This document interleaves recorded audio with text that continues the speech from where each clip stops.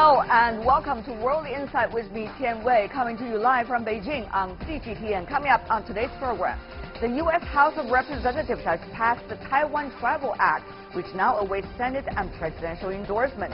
How will China-U.S. ties evolve if Trump signs this bill? Chinese smartphone maker Huawei has been blocked from entering the U.S. market after a partnership with AT&T broke down. Does this signal American protectionism in the face of Chinese competition?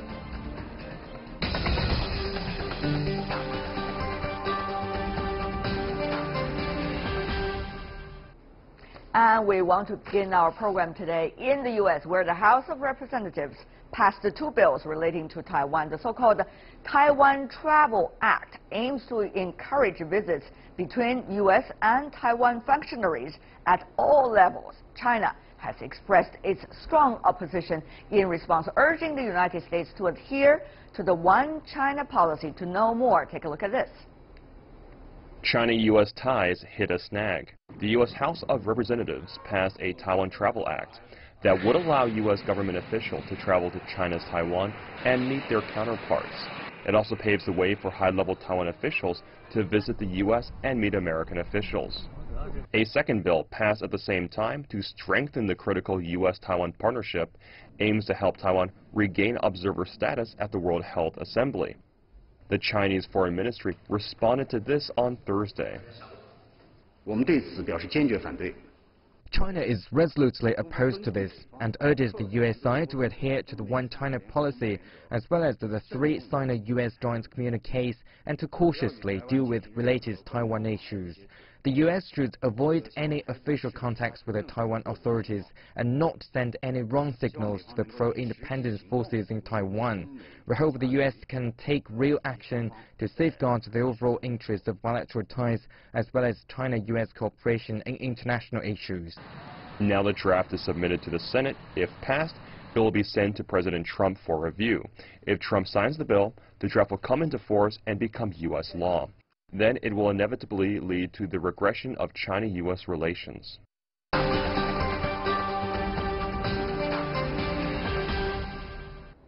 For more on the so-called Taiwan Travel Act, we are joined in our Beijing studio Zhong Ho Tao, who is a researcher at the Taiwan Studies at the Chinese Academy of Social Sciences. In Taipei, we are joined by Joanna Lei, former legislator and chief executive officer of the Changhua 21st Century think tank. Welcome. In Washington, D.C., we want to welcome Michael O'Hanlon, who is Director of Research for Foreign Policy at the Brookings Institution. I want to start with you, Mr. Zhong, because obviously the mainland is reacting very strongly toward the House of Representatives, so-called the Taiwan Travel Act. Is this so-called a dangerous start? Yes, of course, it represents a very dangerous start. If this bill is passed in future in Senate and signed by Donald Trump, I think it breaks One China policy. That means the political mutual trust between China and the United States ceases to exist, and that is a strong signal or a bad beginning for the China and the U.S. relationship. I'll ask Mr. O'Hanlon later because he just lost his feed. I'll talk to him later. Let's go to Ms. Lei in Taiwan. Help us understand, because Taiwan has always been used as a bargaining chip by the United States and also in the relations between China and the United States. When things like this happen, this is not the first time either, what does it mean for many of those in Taiwan, intellectuals like you? Ms. Lei. Well, certainly there are two major reactions. One is from the ruling DPP government. They have been lobbying for the passing of such act or law in the United States, both directly and through FAPA. So FAPA, previous officers such as Anna Liu, Tsai Ing-wen, as well as MOFA, all issued strong statements endorsing and applauding such action made by the U.S. Congress. However, there are also people warning that if Taiwan continues to play into being a bargaining chip or a lever against the mainland China, then it can bring very catastrophic results into Taiwan. So obviously there are two schools of thoughts. One is that this is a welcome change, and the other one says it may put Taiwan further into just a bargaining chip, allowing U.S. to play the Taiwan card against China, and that will not be beneficial to Taiwan. There are already 6 so-called transitional trips being made by now the leader of Taiwan through the United States. Yes. But, Mr. Zhong, there is a very different in nature when we talk about so-called transitional trips made through the United States by those officials coming from Taiwan and those that has been talked about in the Taiwan Travel Act, isn't it? Yes, exactly. In the past, Tsai Ing-wen, just as you said, made 6 times transitional stop in United States, but that is just a transitional stop, and she did not stop in Washington D.C. or in New York, these very sensitive cities. But if in future this bill is passed and signed by Donald Trump into law, then maybe she has the right to stop in Washington D.C., in New York, and even she has the right to meet with Donald Trump. And that, of course, would be devastating for the U.S.-China relations, at least coming from the Chinese side. Mr. O'Hanlon, of course, Washington is not stupid at all. I mean, Washington understands very well how much this bargaining chip would work, to what extent it could work, and to what extent China would argue against, or to what extent China would act against. So, Mr. O'Hanlon, why at this time this so-called bill passed by House of Representatives? Should people be alerted, or actually this is, you know, has always been one of those political games? Well, that last point is important that you just made, because as you know, Congress has had a soft spot in its heart for Taiwan for a long time, and many Americans do as well. Taiwan's an impressive place, and you know, it's a democracy, it's a thriving market economy. And I think to China and Taiwan's credit, they've developed an increasingly good relationship in the last couple of decades. So there's a soft spot in the hearts of many in Congress. As you know, this goes back many years that Congress has taken actions that often the executive branch thought would be counterproductive or provocative. For example, I think it was about 20 years ago when the Senate voted overwhelmingly to give a visa to Lee Dong-wei when he wanted to come to a reunion at Cornell University, if I recall correctly. And of course, the executive branch didn't think that was a good idea. So there's a history of the Congress pushing and the executive branch restraining. And so we'll have to see how this plays out in a Trump administration, which, as you know, can be a very different kind of administration than most in American history. On the other hand, President Trump did seem to learn pretty early on in his first year that these Taiwan-China issues have to be handled very carefully, and so I hope he'll continue to do that now. Mr. Zhong, though, 20 years ago, 10 years ago, we all have seen some events related to China-U.S. relations concerning the issue of Taiwan, and yet 10 years later, 20 years later, things have changed dramatically, particularly when it comes to the nature of this bilateral relations. Yes, both are big countries, but now China is very different compared to then, and the United States cooperation with China, interaction with China has come to a much higher level than it used to be. So, Mr. Zhong, in this new picture, how is the issue of Taiwan likely to be painted in this bilateral relations? Comparatively speaking, the Taiwan issue is becoming less and less important in China and the U.S. relationship. What do you mean by less and less important? For example, in the past, we often emphasize that Taiwan issue is the most important, most sensitive, and the key issue in Sino and the U.S. relationship. But now, I think both the Chinese leader and the U.S. leaders said this less and less, and we have many interest overlap and many interests intersect. So we have many issues to deal with. In this way, the importance of Taiwan issue is decreasing. So as for now, I don't think the Taiwan issue will become a great issue in China and U.S. relationship. And in future, I think someday maybe United States will abandon Taiwan, and then Taiwan issue will cease to become an issue in China and U.S. relationship.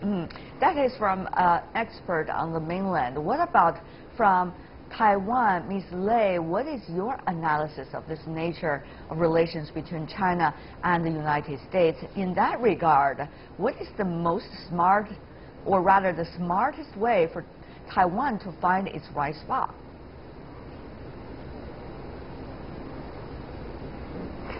Well, certainly I do believe that a lot of Americans have a soft spot on Taiwan in terms of our system and our political records.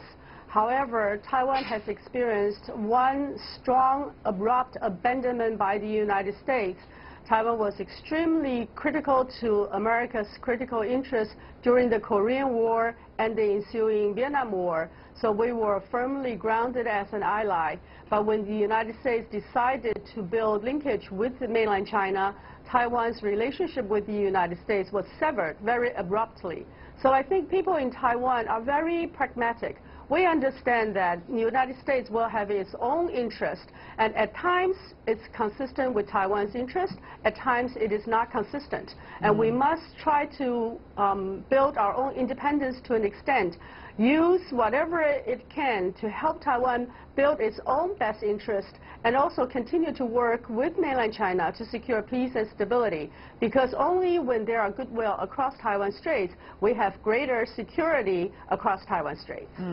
Mr. O'Hanlon, I remember it was in the year 2003. There was a big event between the United States and China when it comes to the Taiwan issue.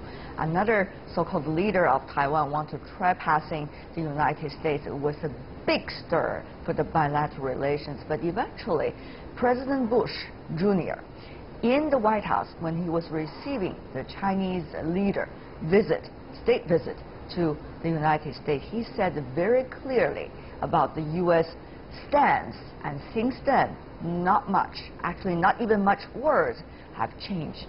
But the question really is, how is the United States articulating, particularly now, about its strategy in the Asia-Pacific region, about its own interpretation of what it is in the world? Do you think the latter is going to have any impact on the U.S. way of looking at the Taiwan issue for the near future? Or will more chaotic mix of myths eventually lead us to somewhere dangerous or somewhere safer? Mr. O'Hanlon. I don't think the United States is going to abandon Taiwan or its other major alliances and friends in East Asia. Obviously, Taiwan is no longer a formal ally. It's not even formally recognized by the United States, as our colleagues were alluding to a moment ago. But even after the United States switched its recognition from Taipei to Beijing, it continued through the Taiwan Relations Act and through military deployments and other activities to remain a fairly steadfast friend of Taiwan. And much of the United States' global role depends on creating and sustaining a strong coalition of like-minded countries that defend each other and that stand by each other's security. It's the whole concept behind NATO. It's the whole concept behind the U.S.-Japan and U.S.-South Korea treaties. And I think that the minute we start letting people question which of our friends we might stand aside as they are somehow coerced by other countries, the whole logic of America's global role, I think, will begin to be called into question, and that will be bad for the whole world. I think it will even be bad for China, because this U.S.-led system has produced the kind of stability that's allowed for China's rise. And so I think the status quo, or something like the status quo for the foreseeable future, is the best answer. And that's why anything like this Taiwan Travel Act does make me a little bit nervous. I hope that whatever change it might produce, if it's passed into law, will be done very incrementally and focus on technical cooperation, not high-level political symbolism. But you know, Mr. O'Hanlon, here's the thing. you know better than I do that we are mixing a lot of things up over here at this point in the U.S.-China relations. There's, of course, the traditional trade and economic ties, which is now under certain kinds of challenge. We're going to talk about that, part of that, in the second part of our program, even today. And there is also the Korean Peninsula nuclear issue, which we are seeing some dramatic, at least apparent actions from different sides. And then there's also China and United States. How do they see each other? How do they see each other's role in today's world? So it is a very dynamic, changing time that we are seeing. But that also means opportunities. But really, it also means a lot of dangers. So, Mr. O'Hanlon, how do you see this time? And within this big time, the issue of Taiwan, Mr. O'Hanlon? Well, that's a very good point. And I guess one thing I would say is that at a time when we have such an unusual American president in the White House, and not a president that I have supported, nonetheless, I am glad to see that President Trump and President Xi are working hard at their personal relationship, because I think that might be, to some extent, a mitigating or softening factor in the otherwise contentious set of issues we sometimes have to deal with. Right. And so I hope they continue to do that. I think that some people questioned why President Trump and President Xi made such efforts to build their relationship, but I think both men were smart to do that, because the relationship needs some ballast. It needs some protection against the various shocks from different directions that may arise, including on the Taiwan issue. And I think if we continue to work in that way, we have two very powerful countries, two very strong systems, and I think we'll find a way to muddle through, but it's going to be tough at times. Early communication, extremely important for the two countries, and of course, communication at all times as we speak. Ms. Lei, here comes to the question. What does it mean for the island of Taiwan, where you have, apparent controversy between China and the United States on the issue of Taiwan? I guess there are a lot of political factors that are all ready to move as if things are moving in their favor. Ms. Lei.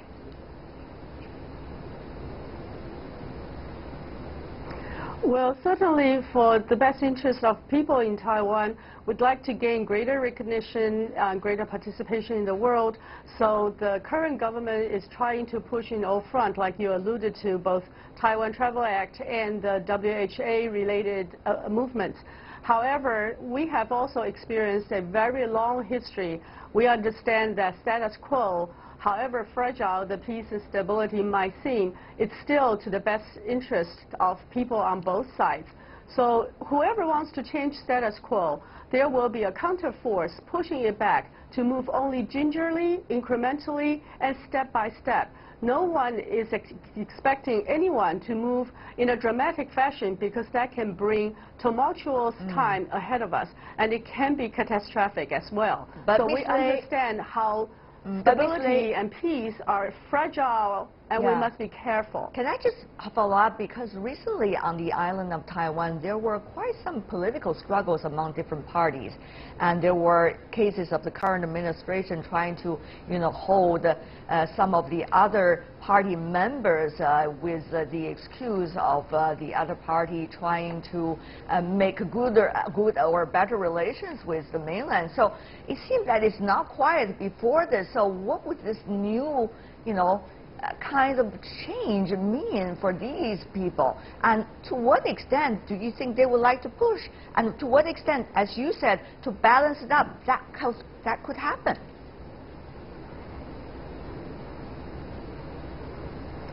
Well, certainly recent actions by the government had sent chills throughout the island. Lots of people felt that the current government is moving towards a very totalitarian state, and feeling that their freedom of speech and expression are in danger. So there are a lot of undercurrents in Taiwan. Therefore, it is very critical that no one moves in a very drastic fashion. The current government also believes that when they claim towards more independent fashion, United States will be their ally, will back their action. So if U.S. continues to send such a signal to the current administration, then they may move in a very aggressive way, and that certainly will send shockwave to the cross-strait relations. Mr. Zhong, here comes the question to the mainland. What can the mainland do? Protesting against that what the Chinese Foreign Ministry of Foreign Affairs has already done. So what else can be done to prevent further damage and further dangerous decisions, no matter by whatever branch of the U.S. government?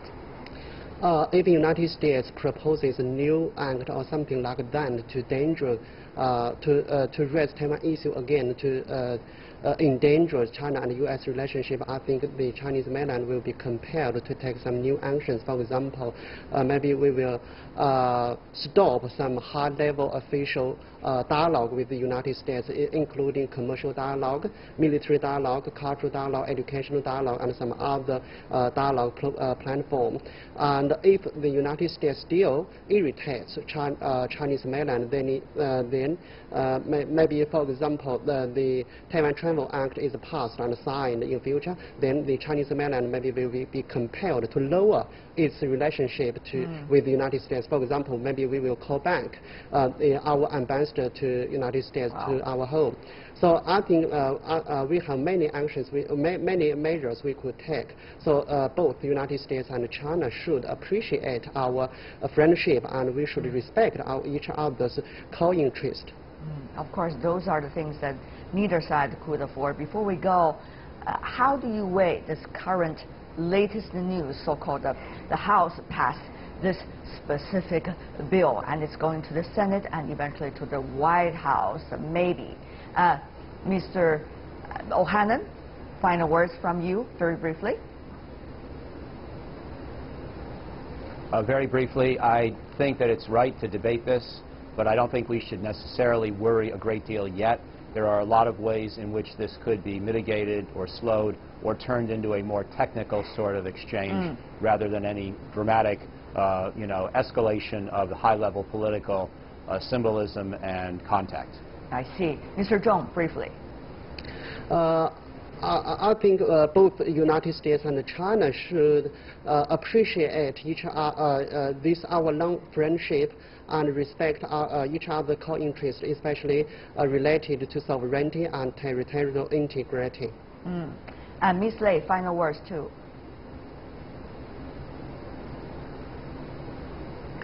Certainly, we hope that all parties related take only baby steps, because peace and stability are hard-earned, and it is at a very critical moment. Baby steps in the right direction, even better.